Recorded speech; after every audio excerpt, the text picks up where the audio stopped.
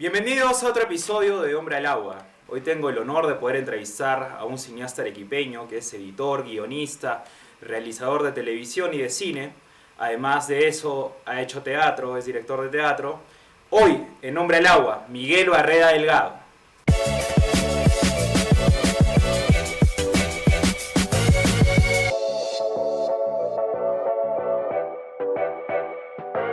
Hola Miguel, ¿qué tal? ¿Cómo estás? Muchas gracias por recibir nuestra invitación para venir a Hombre al Agua. ¿Cómo estás? ¿Cómo te encuentras? Bien, bien, muchísimas gracias por la convocatoria, por la invitación. No, a ti por venir. Quiero empezar un poco desde el inicio, desde cómo empezó, cómo es que te empezó a gustar el cine y después de eso, cómo es que decides ir a Alemania a estudiar cine en la Academia de Cine y Televisión de Alemania, ¿verdad? En Berlín. Sí, en Berlín. ¿Cómo fue todo este proceso? Bueno, a mí el cine me gustaba como a muchos quinceañeros de aquí de Arequipa de los años 80, donde el cine era un espectáculo masivo de entretenimiento. En el centro existían como una docena de cines y en algunos barrios periféricos también. Había cines pues, en Miraflores, en Jesús, el cine Jesús María, que estaba por Porongoche.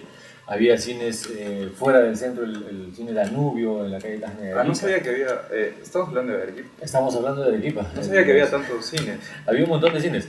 Y eran cines del formato antiguo, eran cines grandes, de 1000 butacas, 800 butacas, 700 butacas, en las que pues, se estrenaban las películas, los estrenos internacionales, los estrenos de Hollywood, también mucho cine, algunas películas europeas, algunas películas que llegaban, ¿no? que llegaban aquí, que actualmente no ocurre, pero en ese tiempo sí. Sí, la programación de los cines era bastante variada, ¿no? Porque obviamente tenías los blockbusters de aquel entonces, Claro. más el cine interesante, el cine de autor o el cine de ciertos géneros como las artes marciales, ¿no? El cine azul que estaba en la calle de Valdivia. Ajá.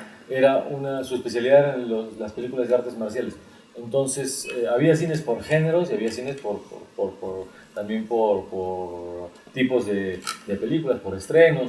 Aquí llegaban los estrenos, no llegaban como ahora, que una película se estrena en simultáneo en todo el mundo, ¿no? Sino que llegaban mucho después de que se estrenaban Claro. en sus países de origen y mucho después de que se estrenaban en Lima, ¿no? Primero las películas se estrenaban en Lima y luego las Ni siquiera al mismo tiempo que ni con siquiera Lima. en simultáneo, ¿no? ¿Y qué película viste que dijiste, bueno, supongo que te enamoraste del cine o te impactó? No, fíjate que yo era más televidente que cinéfilo, pero obviamente me gustaba ir al cine con los amigos del barrio, del colegio. Íbamos una vez por semana o cada 15 días al cine a ver los estrenos. Estoy hablando de películas que en ese tiempo pues eran para el público juvenil, como Gris, como Fiebre de Sábado por la Noche, estas musicales, películas de aventuras y de catástrofes que se pusieron de moda en aquella época, Aeropuerto, Incendio en la Torre, Tiburón. ¿no? Tiburón también es de esos años, Grizzly, los animales que atacan a las personas, ¿no? Grizzly es la del oso, que mata a muchas personas. También recuerdo haber visto la primera de Conan. Rambo no lo vi, ya no la vi aquí, creo que cuando lo estrenaron yo ya no estaba aquí en Arequipa. Obviamente pues La Guerra de las Galaxias, ¿no? Todas, ¿Y algún director así digamos? Mira, en aquel entonces no existía tanto el culto a los directores como ahora, o bueno, como luego cuando uno ya es cineasta aprendes a estudiar la cinematografía y ya te preocupas más por los directores. En aquel entonces era mucho el culto a los actores, a las actrices. Entonces, entonces ese era como a lo que te orientabas para elegir una película. Pero el momento específico que donde tú decides, bueno, evidentemente como tú y muchos amigos iban al cine, pero que tú decías estudiar cine. Mira, más que estudiar cine, darme cuenta que era una forma de expresión, eso lo descubrí en el colegio. Yo tuve la suerte de estudiar en el colegio Maxule con un profesor alemán que era aficionado al cine, en el sentido que él mismo hacía sus películas con una cámara de Super 8. Él desarrolló un taller de cine para los estudiantes de cuarto y quinto de secundaria cuando estábamos terminando el colegio, ¿no? Y fue una experiencia alucinante, fue una experiencia que sí me marcó de por vida esa experiencia porque En primer lugar me di cuenta, o sea, aprendí a cómo se hacía una película, cómo, Claro. qué es lo que pasaba, ¿no? Aprendí, descubrí el montaje, ¿no? Que eso me pareció pues una experiencia alucinante. Y lo que se necesita para hacer una película, cómo conviertes un diálogo, cómo conviertes algo escrito en algo filmado. Fue un proceso muy bonito, desarrollamos con un grupo de chicas y chicos de las clases que te menciono, desarrollamos un argumento, ¿no? Basado pues, en nuestras vivencias escolares, filmamos en el colegio, fuimos a filmar, me acuerdo, a esta playita que se llama La Miel, cerca de Camaná. Ah, ya, claro. Tuvimos unas secuencias en la playa con de producción. con cámara subacuática, ¿no? Fue muy entretenido. Y bueno, no es que eso ya me marcara mi vocación, porque yo en ese entonces yo quería escribir, yo quería ser escritor. Ya. Y de hecho escribía poesía, escribía algo de prosa, pero no consideraba aún la cinematografía como un oficio al cual dedicarme. Y solamente cuando me fui a vivir a Alemania, a estudiar literatura. Te vas a estudiar literatura Sí, en Alemania. Sí, mi primer propósito era estudiar lingüística, estudiar... Supongo que escoges Alemania porque bueno, estabas en el Maxul, le enseñan alemán y manejabas el idioma. Claro. Por eso y porque gracias a este profesor que te cuento, el profesor Heinz Weicher, él me dijo que, bueno, me orientó para decirme que era posible estudiar en Alemania, que, bueno, la educación es pública ya. Claro. Te estoy hablando del año 83, una época en que también aquí la situación pues no estaba bastante complicada. Yo no tenía muchas perspectivas de quedarme en Arequipa, pensaba irme a Lima tampoco me atraía demasiado, ¿no? También era una época bastante violenta, ¿no? O sea, Lima en ese entonces pues era una ciudad prácticamente a punto de entrar en la fase ya fuerte de la guerra interna. Exacto. Entonces... Estuviste en Alemania y fuiste a estudiar literatura. Mi propósito era estudiar literatura, lingüística, literatura comparada, ¿no? Porque otra cosa que sí me fascinaba y me sigue fascinando son los idiomas, ¿no? Me gustan los idiomas, me gusta comparar los idiomas, la manera en que una lengua describe a una comunidad, una lengua manifiesta la forma que tienes de entender el mundo. Entonces, eso me parecía muy atractivo.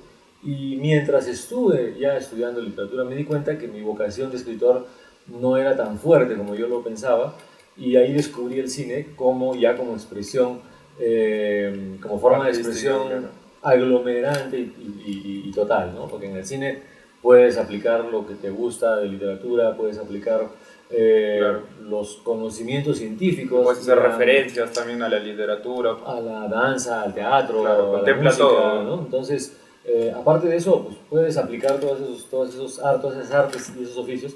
Y lo que me sigue entusiasmando muchísimo del cine es la fusión entre la técnica y la estética. O sea, tú no puedes hacer una película mal hecha, es decir, técnicamente mal hecha porque no se ve bien, ¿no? Bueno, hay muchísimas películas hermosas mejor dicho, hay muchísimas películas que están bien hechas pero que son feas. Claro. Pero yo quiero decir que cuando logras esa fusión entre el arte y la técnica, ¿no? Es algo muy satisfactorio. Claro. Es algo que lo ves a menudo en el cine, que tienes que resolver constantemente en el cine. Así es. Estudias ahí, ¿cuántos? ¿5 años? Sí, 5 años. 5 años. Y vi por tu biografía que hiciste varias cosas, hiciste cortometrajes, pero me parece curioso que en el 2004 creo que decides volver a Arequipa, ni siquiera a Lima, y fundas Vía Expresa. Y mi pregunta es, ¿por qué no? ¿Por qué no quedarte allá, que de repente como el origen querías irte porque de repente creías que allá había más oportunidades, pero al final terminas regresando? ¿A qué se debe esta decisión? Bueno, básicamente porque yo me di cuenta de que después de estar 20 años en Alemania, ya como que se había cumplido un ciclo, mis preocupaciones giraban en torno al Perú, los temas a los que yo recurría estaban aquí o tenían que ver con el Perú, con Arequipa, ¿no? Entonces sentía eso, ¿no? Sentía eso y también, bueno, acababa de terminar mi primer largometraje, una coproducción entre Perú y Alemania, filmado en gran parte aquí, filmado totalmente aquí. Si te vi, no me acuerdo. ¿No? Coproducción con un canal alemán. Pero sentía que aquí estaban los temas los temas me llamaban que estaba aquí. Y justamente en Alemania también acababa de salir de desarrollar 2 proyectos que no avanzaron, que pues, tenía cierta frustración por eso. Entonces sí, venir a ver, reencontrarme con el país, reencontrarme con la ciudad. ¿Lo viste distinto después de 20 años? Obviamente, sí, sí, claro. Bueno, hay constantes y hay variables, ¿no? Pero bueno, y a nivel personal también, pues, conocí a la que hoy es mi esposa, con lo cual ya pues toda la... Claro, cambió. Se cambió todo el panorama. Tus prioridades, Entonces, digamos. efectivamente. Entonces ya el traslado se hizo como digo, ya de forma más natural. Claro. ¿no? Sí mantuve y mantengo pues, bastante contacto con Alemania, porque hay muchas personas que aún siguen siendo importantes para mí y bueno, yo soy ciudadano alemán además, entonces, Lo puedes ir pues, en cualquier momento. el vínculo se mantiene vigente, ¿no? Claro. Y eso fue lo que pasó y bueno, ya estando aquí, pues empecé a desarrollarme como productor, porque había comenzado como director, como guionista, ¿no? Y aquí empecé a asumir la tarea de la producción. Que a veces es mucho más cansada también. Sí, bueno, ambos, cada ámbito tiene su, claro, sí, bueno, su dificultad. Claro, la ventaja es que como productor ejecutivo eres el dueño de la película, entonces Claro. y eres el que toma las decisiones finales, entonces eso me pareció importante, ¿no? Al menos para el tipo de películas que yo.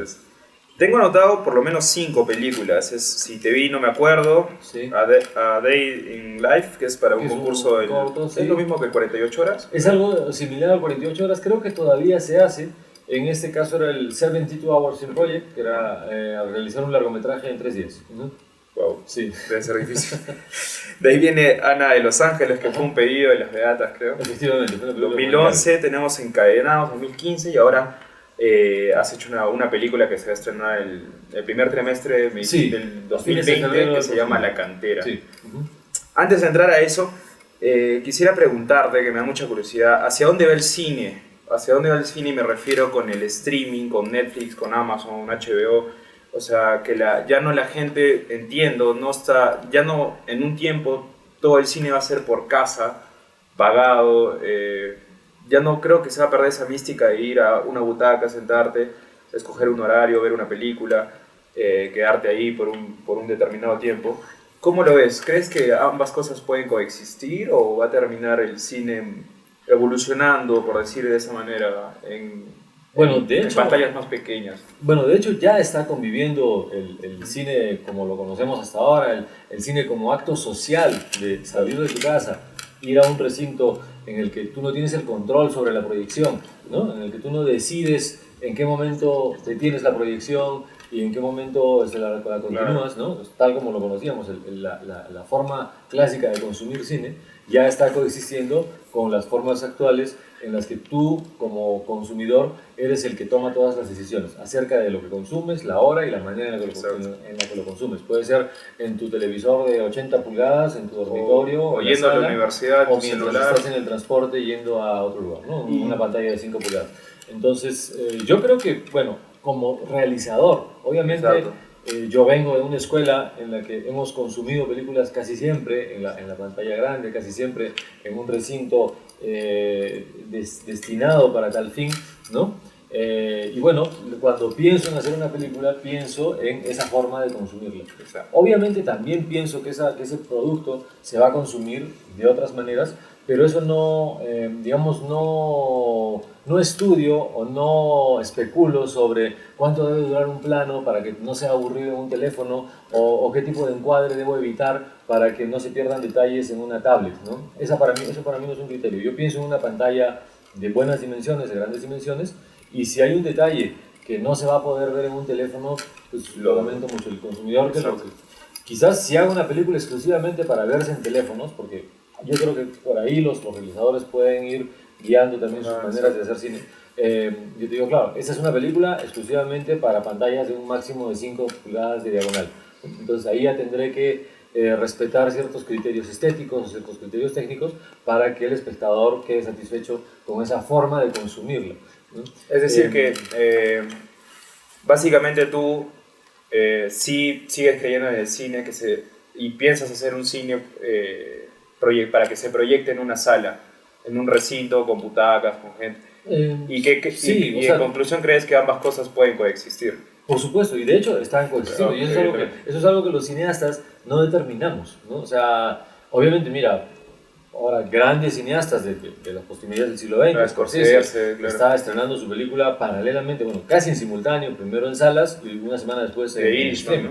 Claro, The Irishman se va a estrenar de esa forma, ¿no? Y ya son maneras que de alguna manera con las que ya los realizadores estamos conviviendo, o sea, ya no podemos decir que no, ¿no? Obviamente podemos ser puristas y decir yo solamente proyecto en 35 milímetros en cines, bueno, aquí en Perú no vas a tener dónde proyectar tu película.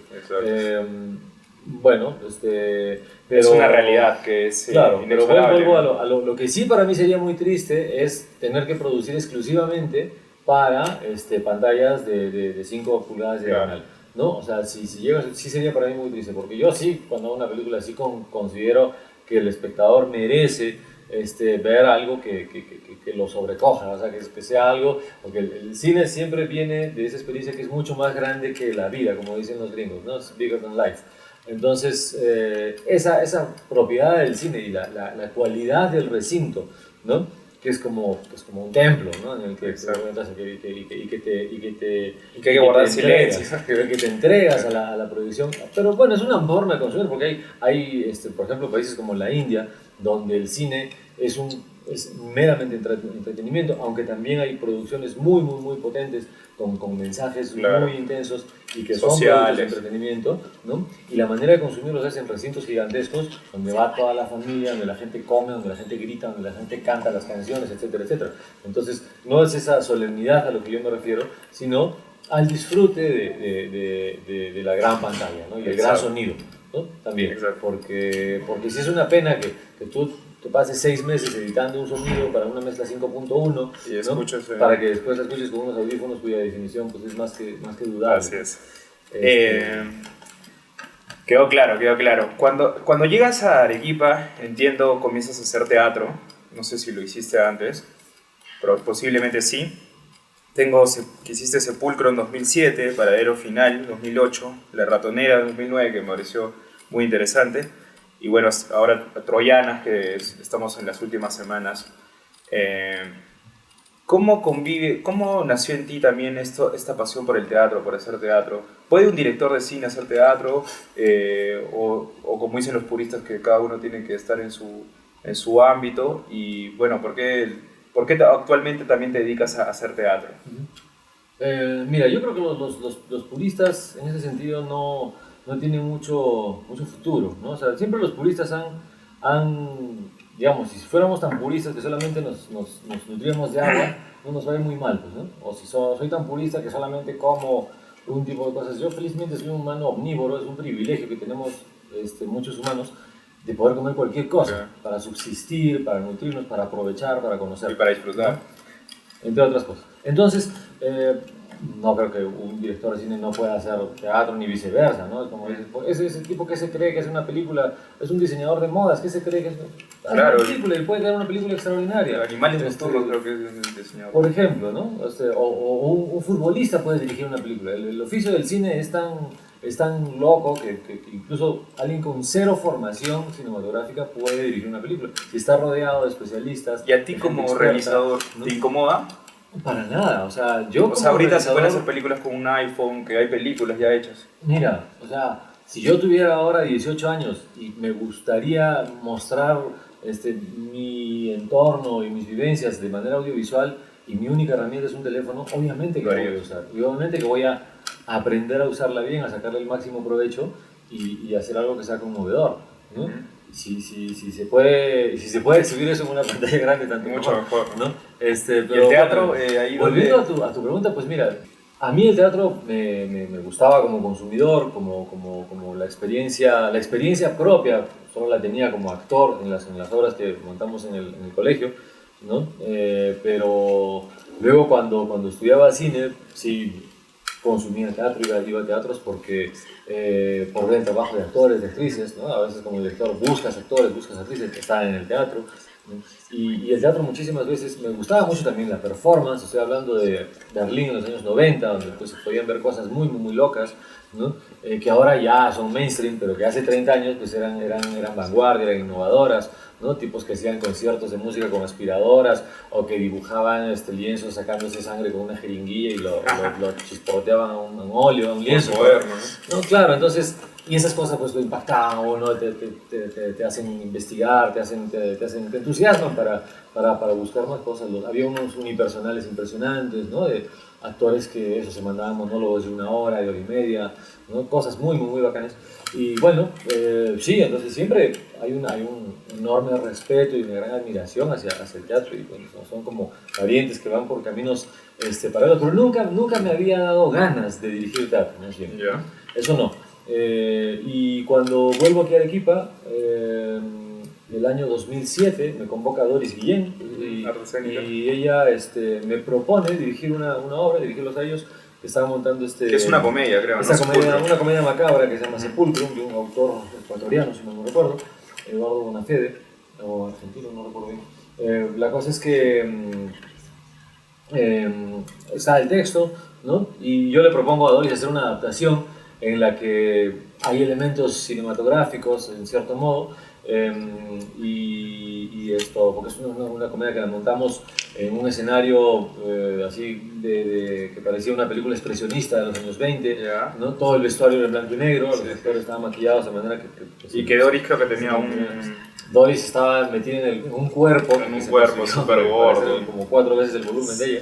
Bueno, la cosa es que, y con música en vivo, ¿no? Con un pianista que tocaba en vivo, como una película del cine mudo. Ah, qué loco. Entonces, ese fue el planteamiento y les gustó, y así lo hicimos. Y para mí fue muy, muy, muy bacán el poder aprender el lenguaje del teatro, el poder aprender, sobre todo el trabajar de una manera intensa con los actores, porque para las películas que yo había hecho, sí tuve, lo cual me enteré después que era un lujo, la posibilidad de ensayar mucho con los actores antes de filmar. Ensayamos durante un mes casi, antes de comenzar a filmar, y para mí era muy, muy, muy importante, muy valioso ese trabajo de investigación, de desarrollo de personajes, lo que se llama en teatro también el trabajo de mesa, estudiar mucho el guión, reescribirlo con los actores, escuchar propuestas, ensayar, ¿no? ensayar. Claro. Y luego cuando llegó la hora de filmar, pues que ahora sería prácticamente imposible, creo. Es difícil, pero yo siempre trato de mantener un espacio, de ponerlo en el presupuesto,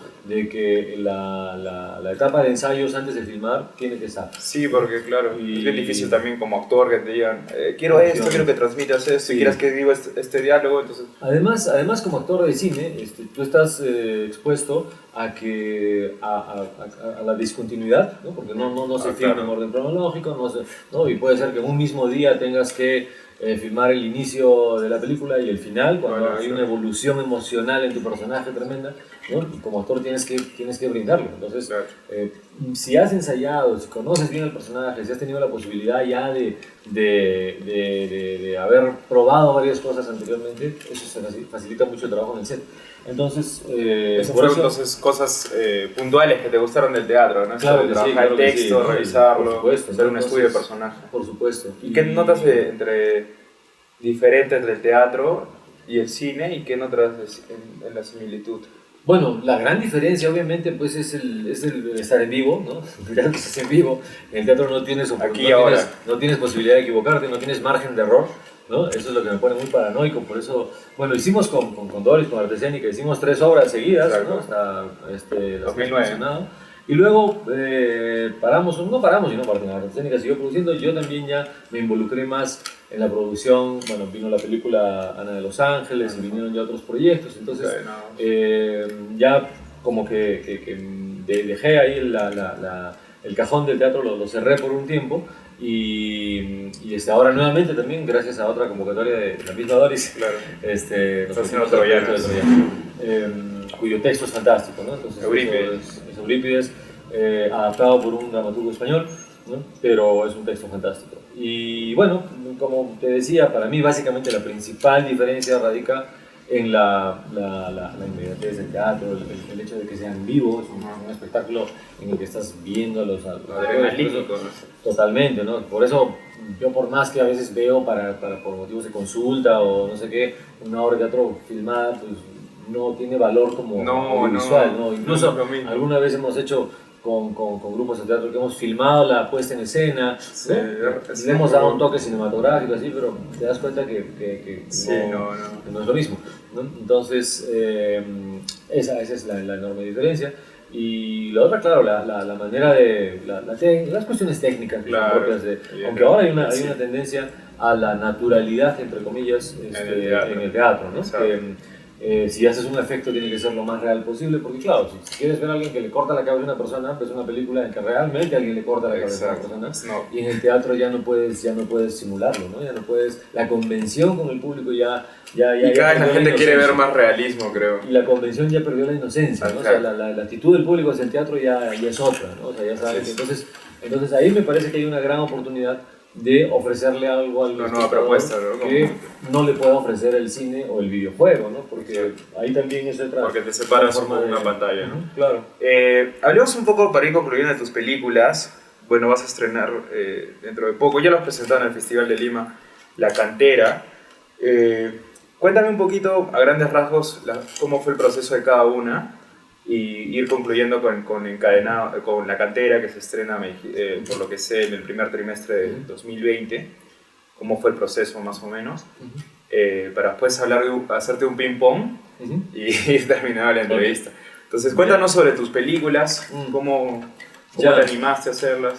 Bueno, mira, antes de hacer Y si te vino me acuerdo, había hecho una docena de cortometrajes, ¿no? Mis primeros ejercicios, mis primeros cortos, iban por dos caminos. Uno, el experimental en cuanto a la imagen, en cuanto al sonido, ¿no? Cortos abstractos o cortos que tenían mucho que ver con técnica de montaje, superposición de imágenes, que es algo que siempre me ha atraído mucho, ¿no? Y que iban por esa corriente, y con alguna compañera más abstracto, más ¿no? abstracto, Sí, era, claro, que no tenía una narrativa, no había personajes, incluso a veces no había tampoco formas reconocibles, ¿no? Entonces, y que luego, estoy hablando de principios de los años 90, ¿no? Y luego ya cuando salen pues, los protectores de pantalla y las formas random del iTunes, se acaba ahí el cine experimental, ¿no? Entonces con ese tipo de lenguaje. Pero sí me interesaba también el documental experimental en el que trabajas con imágenes reales, ya sea registradas por ti mismo o que has encontrado como desecho y las reciclas, ¿no? El reciclaje audiovisual también me interesaba mucho. Y el cine narrativo, más en la onda de Buñuel, que lo has mencionado, ¿no? Ver Un perro andaluz fue para mí también algo que un antes y un después, sí, ¿no? O sea, ¿no? darme cuenta de decir, mira, ese es el tipo de cine que quiero hacer. Sí. Entonces, comencé con ese tipo de ejercicios, con collage audiovisuales, con cortos surrealistas. Y luego, mi primer largometraje, en cambio, sí es una película narrativa, ¿Ficción? Una ficción narrativa, de un género que me fascina y me sigue fascinando, que es el road movie, las películas de carretera, es uno de mis géneros favoritos. Y yo quería hacer una road movie en la carretera panamericana, ¿no? Era algo que desde niño, o sea, las imágenes de viajar por la Panamericana, por esa carretera, por el desierto, ¿no? Es algo que me ha acompañado desde muy pequeño y que necesitaba verlo en una película. Así surgió Y si te vino me acuerdo, ya con un planteamiento narrativo 100%, ¿no? Con personajes que tienen un trasfondo, que es una reflexión sobre la migración, sobre el retorno, sobre el reencuentro con tus raíces, bueno, más que con tus raíces, sobre lo que tú crees que son tus raíces. Claro. Es un cuestionamiento a la idea de la patria, qué cosa es la patria, que es algo que también quizás actualmente en esos tiempos siga siendo actual y vigente, ¿no? Sí, no lo sé, pero eso es una peliculita que, pues, le digo peliculita, bueno, es una película que tiene sus adeptos, es muy curioso, hay chicos de 20 años que ven la película ahora culto. Y les entusiasma, sí, eso me alegra muchísimo porque que la película estimule e inspire de esa manera, pues es muy estimulante, valga la redundancia. De ahí hiciste, y ahí estuve muchos años sin volver a dirigir, casi como 8 años, o casi 9 años sin volver a hacer ninguna película, hasta que las religiosas del convento de Santa Catalina pues me sacaron de mi retiro, de mi letargo, no de mi letargo, pero sí de mi retiro, proponiéndome hacer una biopic sobre la Beata Ana de los Ángeles. Entonces también que fue una experiencia pues, muy importante porque una película de época, ¿no? Es una película ficción histórica basada en un personaje real, en la que se tuvo que investigar mucho para la redacción del guión, Claro. ¿no? Y la dirección de arte, trabajar mucho con dirección de arte, fue una experiencia interesante. Y yo agradezco mucho por la oportunidad que se me dio porque tuve bastante libertad de crear un personaje a partir de una persona que vivió, que ejerció una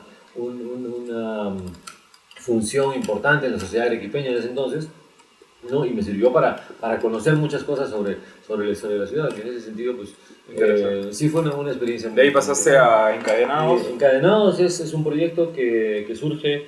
Un estímulo económico, claro. Sí, es la primera película que produjimos con uno de los estímulos de lo que es ahora el Ministerio de Cultura, ¿no? Y que es un guión, es una búsqueda personal, reflexión sobre la soledad, sobre el miedo, sobre la incapacidad de ser libres. Es una reflexión.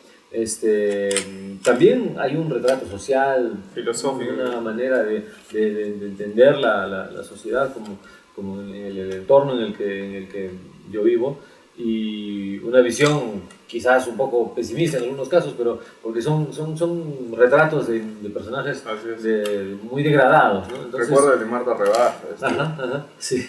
Sí, son personajes degradados, pero que en cierta forma pues generan empatía, ¿no? Entonces, que no todos son antihéroes, todos son personajes fracasados, todos son personajes que normalmente no merecerían tu atención como espectador, ¿no? Claro. Entonces, pero también a veces creemos que la vida está llena de héroes, ¿no? De personas, cuando hay muchos también singulares.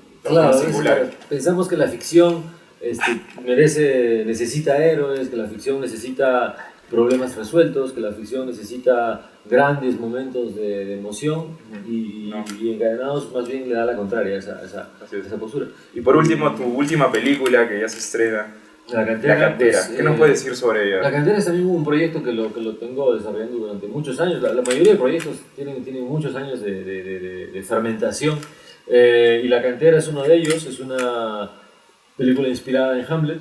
Es una película que reflexiona sobre la impunidad, sobre la injusticia y la justicia por mano propia, ¿no? Son los temas centrales los que me motivaron a hacer esta película. Y las canteras porque como escenario natural, como lugar del que, bueno, que tiene que ver mucho con nuestra identidad local, con nuestra identidad regional, ¿no? ¿Llega a cines? Sí, se estrena en salas comerciales a fines de febrero del 2020. Excelente, Sí, ahí estaremos para verla. Preparando todo, y bueno, ojalá pues, que el público arequipeño y peruano tenga la posibilidad de ver la película en pantalla grande, como debe ser, y eso, y conocer sus personajes y ver si realmente pues, tiene ese poder de conmoción que esperamos. Identificarse. Entonces, concluyendo, tenemos Troyanas, que es la obra de teatro que estás dirigiendo después de un buen tiempo. Es este viernes 4. Viernes 4 y sábado 5. Sábado 5 y posiblemente... y el viernes 11 de octubre, una función adicional, y última el 11 de octubre. Ok, para terminar te quiero hacer un ping-pong. O sea, quiero que me digas la primera palabra que se te ocurra. También sí puedes explayarte, pero no mucho. Entonces, lo ideal es que es lo primero que se te venga a la mente. Ok, empezamos. Una película. Una que te guste. Stranger Than Paradise. Okay. Una obra de teatro que no hayas dirigido, o sea, que haya visto. Que hayas visto, que hayas leído. No, la versión de Tennessee Williams, de una obra de Tennessee Williams en la Volksbühne en Berlín, o sea, una adaptación de Tennessee Williams, del tranvía llamado Deseo, de Tennessee Williams en la Volksbühne en Berlín. Excelente. Un libro. La colección de relatos de Kafka. Hace poco leí La Metamorfosis, muy interesante. Un actor y una actriz. Un actor y una actriz. Uf. Son películas muy complicadas. Para responderla así en automático ya... O uno conocido, no sé, digamos, más mediático, ¿no? O no sé, mira, un actor, me dices, pienso en Bruno Ganz, el actor alemán. Ya. Una actriz podría ser...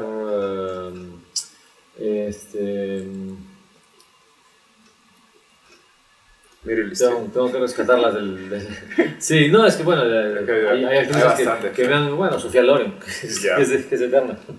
Una película que te haya gustado dirigir. O sea, una película existente. Que te hubiera gustado dirigir. Bueno, de las recientes hay una película alemana que se llama Victoria, que ya la dirigió pues su director, que es un gran maestro, no recuerdo su nombre, lo voy a decir equivocado, pero que es una película que dura un poco menos de 2 horas, es un solo plano. ¿No? ¿Un solo plano? Ajá, sí, ajá. Y así como la que va a ser ahora 1917 de Sam Mendes, es una película en un solo plano. Así quiero dirigir una película así. Está buena. Un largometraje. ¿Cine o teatro? Cine. Bueno, depende, cuándo, cómo, para qué, con quién, pero si me dices Pero básicamente, para hacerlo yo, cine. un músico. Un músico, Nick Cave. Un cantante. Nick Cave. Un músico, Lou Reed, un cantante. Una canción. Una de Nick Cave. ¿Es artista favorito? Red by Hand. Yeah. Un plato favorito. Un plato favorito alemán y uno peruano.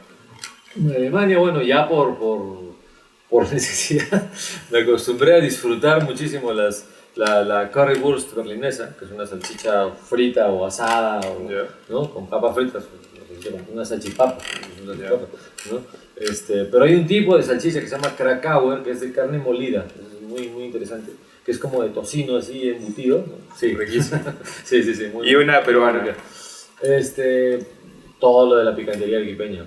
Algo en particular, los heladores de camarón. Exacto. El cine, ¿qué es el cine para ti? Pues es el arte y la técnica en su mejor expresión. Perfecto. Él ha sido Miguel Barreda. Muchas gracias, Miguel, por aceptar la entrevista. Espero les haya pasado bien. Y nos vemos en el cine para que vean su película en febrero, La Cantera y Troyanas. No se la pueden perder. Estamos en las 3 últimas funciones. Nos vemos en el teatro y en el cine. Hasta la próxima.